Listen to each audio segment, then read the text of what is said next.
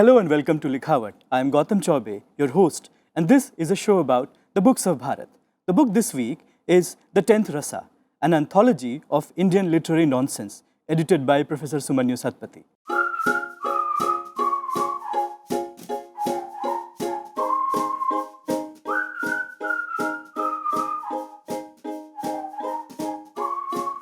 For the last 1800 years, Indian arts have been classified in terms of the 9 rasa. The 10th rasa, an anthology of Indian nonsense, celebrates what Sukumar Ray calls the spirit of whimsy, or the 10th rasa, the topsy-turvy, irreverent and melodic nonsense literature. फुलाए छाती पार कर जाती बालू रेत आलू के खेत बाजरा धान बुढ़ा किसान हरा मैदान मंदिर मकान चाय की दुकान पुल पगडंडी टीले पे झंडी पानी का कुंड पंछी का झुंड झोपड़ी झाड़ी खेती बाड़ी बादल धुआं मोट कुएं के पीछे बाग बगीचा धोबी का घाट मंगल की हाट गांव में मेला भीड़ जमेला टूटी दीवार टट्टू सवार. This fabulous selection of poetry and prose, brilliantly translated from 17 Indian languages, includes works by Rabindranath Tagore, Gulzar, Navakanta Barua, and Vaikom Mohammad Basheer, among others. Some known, others lesser known and previously unpublished.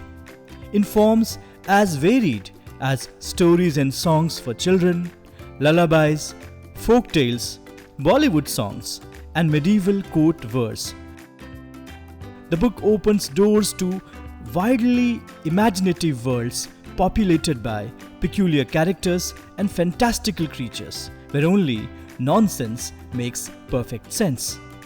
Professor Sumanyu Satpathy, the editor, is an eminent scholar, translator, and literary historian. He has taught at the University of Delhi and Nehru. He has been a fellow at the Indian Institute of Advanced Study, Shimla, and distinguished fellow at the Michael J. Osborne Institute of Advanced Studies, La Trobe University. He has published several books and articles on modernism, queer theory, literary nonsense, and Indian literature, especially Odia literary culture. Among his most recent publications are Will to Argue, Southern Post-Colonialisms, Reading Literary Culture, Perspectives on Odisha, and Modernity, Print and Sahitya. Professor Sahab, welcome to the show. Thank you. You often joke that you are a scholar of nonsense, and that is true because Bharat में शायद ही कोई दूसरा व्यक्ति हो जो इस शैली को आपसे बेहतर समझ सके. आपने इस शैली को न सिर्फ भारत में बल्कि साउथ एशिया के कॉन्टेक्स्ट में भी समझा है. But as a subject, nonsense is never taught in literature departments. So what led you to this subject, to this uncharted territory, and encouraged you to stay with it for nearly 3 decades? Thank you, Gautam, for having me here. Before answering your question, I'd like to say that this is a topic that's dear to my heart, as you have just pointed out. And the more discussion we have of nonsense, the better, the merrier. Even too much is not enough for nonsense, because in India this is a vastly neglected subject. And going back to your question about me being the professor of nonsense or something to that effect, I have 3 little things to tell you about. My favorite reason that I often cite for going into nonsense is a book that was given to me as a farewell gift by my students at the Northeastern Hill University, Shillong. This is a book called Complete Nonsense by Edward Lear. I was a bit nonplussed when I saw it. I thought that they were telling me indirectly what all things I had taught. That is complete nonsense. But jokes apart, this is a book that has that coincides with the beginning of my research on nonsense. Soon after I took farewell from there, I came to Delhi University and I started working on Edward Lear. But this is not the first time that I was exposed to nonsense. There are 2 other instances I would like to tell you. One is the book of folk literature It's called Loko Galpa Sanchayana in Odisha, in Odia, a collection of folk tales interspersed with verses. This is a book that was borrowed by my father from the library, and it was being read out to my grandfather by my sister, and all of us were seated around him. And I still remember the toothless guffaw of my grandfather every time there would be something really absurd in these folk tales. For example, a parrot would get a squint eye or a cock eye, or a wooden pida, you know what's a pida, would get stuck on the backside of a Brahmin. And all kinds of funny and absurd things would happen. That is how, humor with a bit of nonsense was ingrained in me. But the second and the most important aspect of my exposure to nonsense was my research on modernism. And this is on a more serious note, because modernism and nonsense, I realized very soon after getting into the field, were inseparable. And particularly T.S. Eliot was very fond of Edward Lear. And it is to him that I owe my allegiance to nonsense. And so, after that, my research on modernism, modernist poetry, and nonsense became inextricable. Right. The book is titled The Tenth Rasa. How is Tenth Rasa different from, say, Hasya Rasa or literary genres like व्यंग और प्रहसन? और क्या भारत में इस विधा के और भी कुछ नाम हैं? देखिए, around the turn of the century, 19th century, I noticed in Odisha and elsewhere in India, people would talk about different kinds of new rasa, apart from the rasas that were identified by Bharata Muni and others. So Bal Ras, for example, in Bangla, in Odisha, Vatsalya Ras, all kinds of new rasas apart from the classical 8 or 9 rasas. So someone like Sukumar Ray and a bit before him Tagore, who wrote a very important essay on Chele Bhulano Choda, that is nursery rhyme in Bangla, Choda, that is how it was called. And he compares it with Vedas and so on. Some people even talked about this kind of literature for children, the Bal Veda. Veda for the little children. Whereas Sukumar Ray talks about the absence of this particular rasa of whimsy, Khayali Rush, in the rasa theory of Bharat Muni. So he came up with this particular phrase that this is the 10th rasa. So we borrowed it from, as editors, we borrowed it from there. Now, how is it different from Vyang and other kinds of Hasya Rasa? Other kinds of Rasa, Hasya Rasa, like Vyang, they all have meanings. They are, of course, humorous, funny, but there is always a target, either societal practices or individuals against whom there are satires. So, Vyanga. Whereas nonsense is pure and simple nonsense. In fact, Edward Lear, when he first wrote, he's credited with being the father of modern literary nonsense. When he submitted this anonymously, many started ascribing authorship to different people, and they thought that these were satires aimed at certain political entities. But Edward Lear had to come out in the open and said, look, these are what I have written, and they are nonsense, pure and simple. So this is the difference between nonsense and Vyanga and other kinds of Hasya Rasa. You also call it the parody of sense. Yes, that is T.S. Eliot's definition. I think that is the most acceptable definition and easy to understand definition of nonsense. When is in the context of Edward Lear, he says, in Lear, nonsense is not the vacuity of sense, but a parody of sense. Sense ka lalika hai. Lalika, you understand, parody? Right. But this is only one of the definitions. It's not applicable to, there is a whole gamut of different kinds of nonsense. And this is just one definition that is applicable. It's a parody of sense. There are others. For example, in a piece of nonsense writing, what happens is that it's not entirely nonsense. There is major component of the writing, prose and verse, which makes sense. But when you get into this kind of epistemological pursuit, there is a certain cul-de-sac, semantic cul-de-sac. It's a dead end. It doesn't, no matter how hard you try, you cannot find any meaning there. But initially there is a temptation. You feel that, oh, I understand where the author is going or where the poet is going. But then suddenly it builds you are up the lost. expectations and then punctures it. That is where the humor lies. Right. This is very similar to what psychoanalysts have said about, like Freud and others, about what is the source of humor. This is very similar. You suggest in the book that modern Indian nonsense, and by which I mean literary nonsense in print, as opposed to folk nonsense, fashions itself after the English example of Lear and Carroll. But in terms of structure and subject, do you see a difference between the English variants and the Indian nonsense? क्या भारत में जो nonsense है, जो कविताएं हैं, जो कहानियां हैं, उनका विषय क्या है? This is a very important question, and I have tried to address this question by looking at modern Indian Bharatiya literary nonsense as a hybrid product.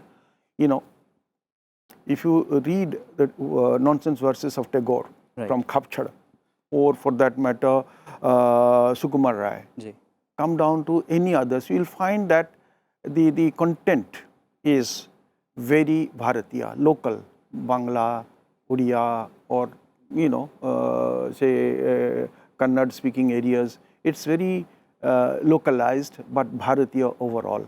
And of course, there are characters from the Ramayana and Mahabharata, all kinds of interesting characters who inhabit the nonsense world of modern Indian literary nonsense. See, for example, the very title of a club that Sukumar Ray set up, it's called Monda Club. Monda not only alludes to Monday, there are days in a week when Englishmen have their clubs, sittings, So, but it is also a sweetmeat, Monda. In Odia and Bangla, it's a Monda, on festive occasions, there is good inside Monda. So, Monda Club. So, this is a wonderful hybrid term where the European idea of, club culture comes in, and the Indian cuisine, sweetmeat like Monda. Very few, even Bengalis haven't been able to look at this as an allusion to the sweetmeat called Monda, Monda Pitha. In Odia, maybe in your part of the country, there is this sweetmeat. So the content is certainly based on whatever is happening, the culture, local culture. But the structure, initially, it's not wholly based on the popular culture of nonsense verse, for example, limericks. But later on, you find limericks getting in. Whereas other linguistic techniques of nonsense are borrowed by Sukumar Ray, where suddenly you are surprised by certain developments in the narrative, Ekje Chilo, etc., etc. So the Bengali nonsense poets, the leading ones, I shouldn't forget mentioning Trailokyanath, who wrote a whole novel based on, or rather after having read Alice in Wonderland. And there are similar things happening, absurd things happening as they happen in the case of Alice in Wonderland. So, but the location and the happenings, the incidents, they are all Bangla, quintessentially Bengali. Right. The early samples of Indian nonsense that you have included in this anthology include Kabir, his Ulad Bani. It also includes Tenali Raman, the fabled advisor to Krishna Dev Rai of the Vijayanagar kingdom. Lok मत में लोक छवि जो कबीर की है वो एक दार्शनिक और संत की है और तेनाली रमन एक चतुर वाक्पटु मंत्री हैं कुछ बीरबल की तरह लेकिन नॉनसेंस का ताल्लुक कबीर से भी है और तेनाली रमन से भी है so how do you look at this diversity in terms of the use and the practice of nonsense? I think in order to be able to address this question, I'll have to go back to your earlier question. How does tradition play a role in the discovery of this form in the late 19th, early 20th century.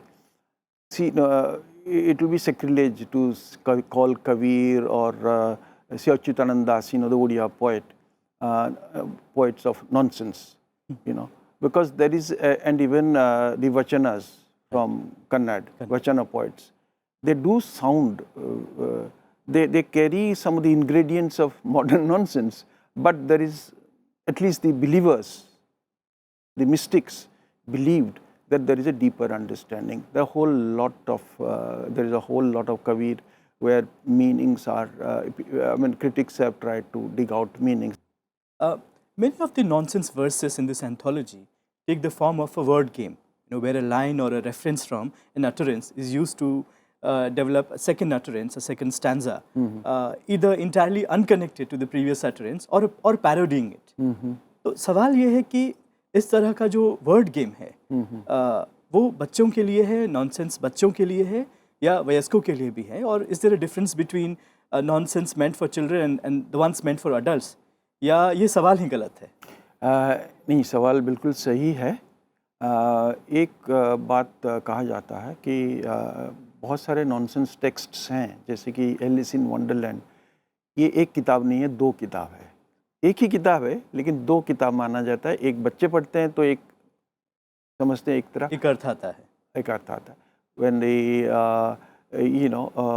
older people read the same text, it gets it's because of the nuances or the word games or the play with words and ideas which an adult reader can catch.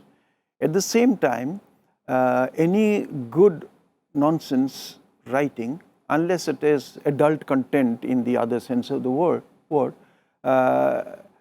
should work for both children as well as adults. Because contrary to what adults think about children, children are actually very intelligent. They are sometimes sharper than the adults. Right. And a good work of nonsense appeals to both the children and the adult. This is very important for the writers to keep in mind. See, when people like you and I may not be exposed to nonsense until the age of, say, 20, 25 when we are in colleges, but among Bengalis, they are already exposed to nonsense thanks to Sukumar Ray. It's very popular. It's a household text that everybody reads. Right. So they understand nonsense much better, and they take to nonsense like a fish taking to water. So there are word plays, and even in Hindi you have this Kishan Kumar, the famous educationist, had put together a volume called Gadwad Jhala. Right. In Hindi, all the word games that children play, the games that they play around words, you must have played them yourselves, and I have played them in Odia. So they are also sometimes nonsense, but they have a purpose in them. That is to have to produce kind of sounds and rhythms which help the children to play. Right. So that's one kind of, I think that is something that adults may not enjoy very much, Right. word play which enable little children to play with. Right. So that is the only difference I can think of. But generally, good nonsense is for both. Yes. In this narrative and also in the introduction, also in the anthology, you speak of two very important figures, and you have been referring to them all along. Tagore, who reinvents nonsense for the modern times, and Sukumar Ray, who through his short but illustrious career has become almost synonymous with Indian nonsense. तो टैगोर के जो प्रयोग हैं nonsense को लेके, उसे आप कैसे देखते हैं, और क्या सुकुमार रे भी टैगोर की धारा में ही है, और is he taking it into different direction? I would like to slightly correct the sequence or the chronology. Right. Though Tagore was the first one to be exposed to European or British nonsense through Alice in Wonderland. When Rabindranath wrote Konkavati, the novella, Tagore reviewed it in a journal in the 1870s, 80s or 90s. And there he points out that this is based on or modeled on Alice in Wonderland. Then he himself writes a short story on which again he wrote a play later on called Tasher Desh. Basheer. So you will recall that in Alice in Wonderland there is a whole chapter of card people, Right. and Tagore uses that. But because Tagore became very famous and people took him really seriously, he did not get to write nonsense early on. Sukumar Ray started it first. Tagore, however, always had that sense of nonsense in him. So he set up a club called, it's a club, Kham Khayali Club. Kham Khayali, and he would invite people and offer them fish curry without a single piece of fish in it, and sandesh made of full gobi, all kinds of things. So he had that in him, but he did not write nonsense until very late in life. I think 3 or 4 years before he died. I think 37 or 36 is when he published Khap Chhada, and that too because he was asked by a friend to write nonsense. That is when he said, I'll read out an apologia by Tagore. He says, Sahaj kotha likhte amai koho je, sahaj kotha likha jai na toto sahaje. He says, you are asking me to write sahaj kotha, that is, anybody can write. Jata lekha is very difficult. It's easier to write serious stuff. That is the first apologia he offers. Then, by then he has already won the Nobel Prize. So he says how this is the product. He associates with Brahma. He says Brahma has 4 faces. 3 faces, he says, one of them kore ved ucharan, etc., etc. 3 faces. The 4th face, he says, ektate hohorobe, paglami beda bhenge, uthe ullashiya. Pai tare dhakkai, baje kotha pak khai. Nonsense is baje kotha pak khai. That is, so he associates nonsense with Brahma. So he had to give it some respectability in a way because he was, after all, a Nobel laureate. And he wrote a few poems, one of which I have translated into Odia. So I'll read the Odia verse. It's called Class Ghore Hai Mare Motilal Nandi. Hai matlab, yawning.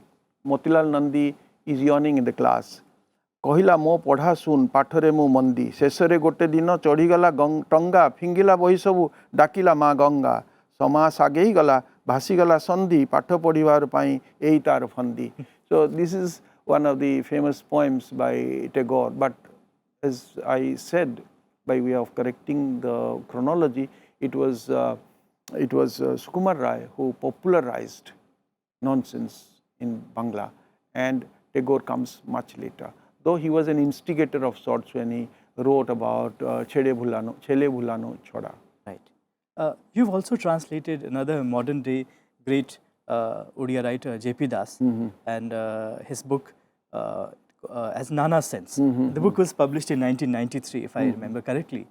So between J.P. Das and before him Tagore, there's a time lag of almost 7 to 8 decades. Has Indian nonsense evolved between Das and Tagore and Ray, or do you see some overlaps? I'm very sorry to say that very few modern greats, say of the stature of Tagore or Satyajit Ray or J.P. Das or Binda Kandekar, the Marathi poet, these are very great names. Very few of them have attempted any nonsense at all. It's a sad commentary on the state of nonsense in India. Of course, it has evolved. And these are people who, there are some totally obscure people who have studied nonsense, like Niranjan Behera in Odia. He is in a godforsaken place, back of nowhere, autodidact. He has written great nonsense. J.P. Das also thinks very highly of Niranjan Behera, who studied nonsense, not only English nonsense of Lear and Carroll, but also Sukumar Ray and the Bengali poets. So by the time we come to people like Gulzar and J.P. Das, of course Gulzar is another dimension because he is part of, and this is something that I must add to when you talk about the changes that have happened. We always had nonsense in the folk domain, as I have already mentioned, in the folk domain. And that has extended to theatre and cinema, TV, what we call Bollywood, TV, and of course FM. And even stand-up comedy like Kapil Sharma, if you watch this, in the popular domain, there is a lot of nonsense, but serious literary nonsense, high quality nonsense of the kind you associate with, say, Tagore or Sukumar Ray, you find in somebody like J.P. Das and a few others elsewhere in India. और सर्वेश्वर दयाल सक्सेना, सर्वेश्वर दयाल सक्सेना, उनकी एक कविता मैंने देखी Anthology में. Please read it for our viewers. Sarveshwar Dayal Saxena is a very well-known Hindi poet, and you know, though this was published and is usually referred to as a children's poem, a children's verse, I feel this belongs to that top order nonsense that we have been talking about. Literature proper. Literature, literary nonsense. Right. It's called Batuta Ka Juta. Ibn Batuta पहन के जूता निकल पड़े तूफान में, थोड़ी हवा नाक में घुस गई थोड़ी कान में, कभी नाक को कभी कान को मलते इब्न बतूता, इसी बीच में निकल पड़ा उनके पैरों का जूता, उड़ते उड़ते जूता उनका जा पहुंचा जापान में, इब्न बतूता खड़े रह गए मोची की दुकान में. Isn't it hilarious? Right. I mean, this is something that you and I enjoy, adults will enjoy as much as children should. Gulzar works a variation of this poem in one of his songs. Yeah. That is also genuine nonsense. If you look at the lyrics, it's, I mean, that is a genius of Gulzar.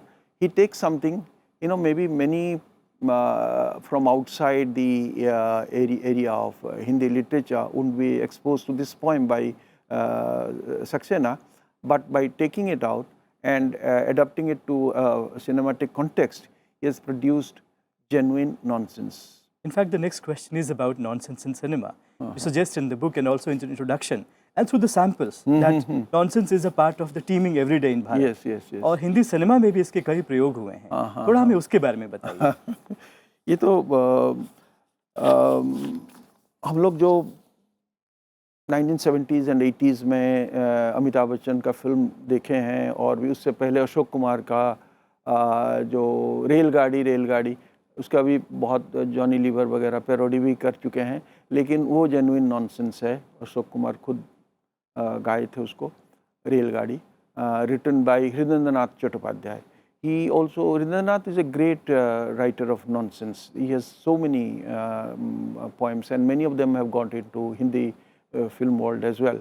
But the most popular or famous one is a prose piece in, I think, Manmohan Desai's film, Amar Akbar Anthony, or Namak Halal maybe, Namak Halal, one of these two.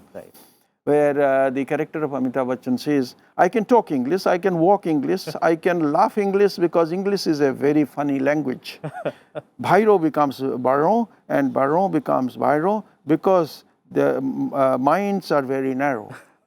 In the year 1929, sir, when India was playing against Australia in Melbourne City, Vijay Merchant and Vijay Hazare, they were at the crease and Vijay Merchant told Vijay Hazare, look Vijay Hazare, this is a very prestigious match and you must consider this match very carefully. So considering the consideration that Vijay Hazare gave Vijay Merchant told Vijay Hazare that ultimately we must take a run, and when they were striking the ball on the leg side, sir, the consideration became into an ultimatum and ultimately Vijay Hazare went to Vijay Merchant, etc. etc. So, it's also parodying the way English is used in India. Exactly. Or English is understood in India through commentary, through news readings. That's true.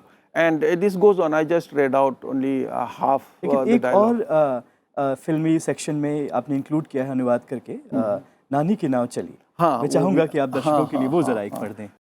ये ना का ऊपर बहुत ही stress हुआ है and जो nonsense का एक है कि साउंड को लेके मीनिंग के साथ प्लेइंग विथ वर्ड्स एंड नाव चली नानी की नाव चली, टंग ट्विस्टर सेज इट है, नीना की नानी की नाव चली लंबे सफ़र पे, आओ चलो आगे चलो जागो चलो, आओ आओ नाव चली नानी की नाव चली, नीना की नानी की नाव चली. सामान घर से निकाले गए, नानी के घर से निकाले गए, इधर से उधर से निकाले गए, नानी की नाव में डाले गए। फिर क्या क्या डाले गए उसमें वो फन पार्ट है। एक छड़ी एक घड़ी, एक झाड़ू एक लाड़ू, एक सिंदूक एक बंदूक, एक सलवार एक तलवार, एक घोड़े की जीन एक ढोलक एक बिन। Is look at the incongruity of the items which are being dumped on the now. एक घोड़े की जीन, एक ढोलक, एक बीन, एक घोड़े की नाल, एक मछुए के जाल, एक लहसुन, एक आलू, एक तोता, एक भालू।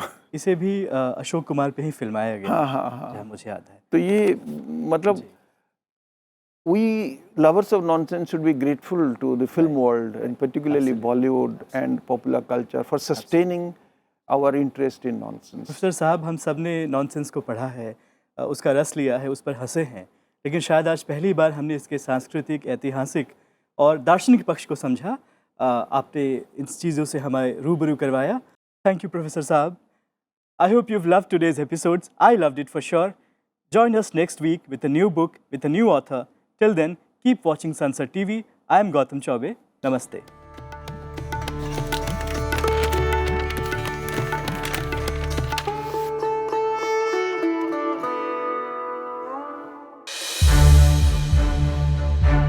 To watch more programs of Sansad TV, subscribe to our YouTube channel and don't forget to like and share them.